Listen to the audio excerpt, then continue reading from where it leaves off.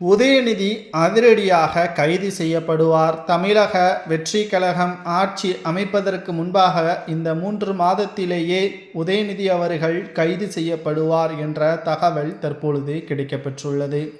2026 சட்டசபை தேர்தல் நடைபெறுவதற்கு இன்னும் 6 மாதங்கள் இருக்கக்கூடிய நிலையில் விஜய் அவர்களை பற்றி கடுமையான விமர்சனங்களை உதயநிதி அவர்கள் முன்வைத்து வருகிறார்.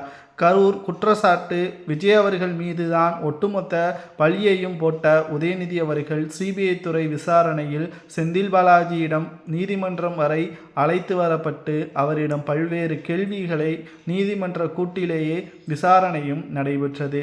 இதற்கும் விஜய்க்கும் எந்த ஒரு பின்னணியும் கிடையாது. முழுக்க திமுக தான் இதில் ஒட்டுமொத்த குற்றச்சாட்டுகளும் சார்ந்துள்ளது என்று சிபிஐ துறையினர் ஆதாரங்களை முன்வைத்திருக்கிறார்கள். செந்தில் பாலாஜியை தூண்டிவிட்டது உதயநிதி தான் என்றும், செந்தில் பாலாஜி கொடுக்கின்ற வாக்குமூலம் உதயநிதிக்கு எதிராக இருக்கும் பட்சத்தில் கூண்டோடு உதயநிதி அவர்களும் செந்தில் பாலாஜியும் அன்பில் மகேஷும் சிறையில் அடைக்கப்படுவார்கள். கரூர் வழக்கும் முடிவடையும் என்ற தகவல் கிடைக்கப்பெற்றுள்ளது. மேலும் இவர்களது கைதிற்கு பிறகு தமிழகத்தில் திமுக ஆட்சி மட்டுமல்ல, திமுகவின் கட்சியே கலைக்கப்படும். தமிழக வெற்றிக் கழகம் தனி பெரும்பான்மையுடன் 2026 சட்டசபை தேர்தலில் ஆட்சியை அமைக்கும்.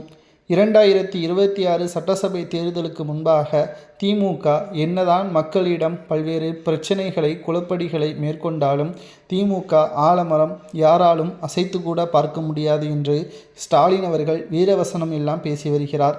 ஆனால் 2011 முதல் 2021 வரை திமுக ஆட்சி அமைக்கவில்லை. அதிலும் குறிப்பாக 2011 முதல் 2016 வரை எதிர்க்கட்சி அந்தஸ்தையும் திமுக இழந்தது.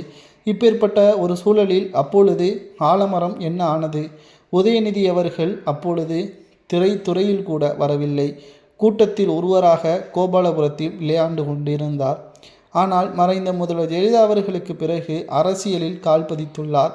மேலும் இது எல்லாம் திமுகவினர்களுக்கு தன்னை எதிர்க்கக்கூடிய அதிமுகவில் உட்கட்சி மோதல் இருப்பதை சாதகமாக பயன்படுத்தி கொண்டு வேலை செய்து கொண்டிருக்கிறது.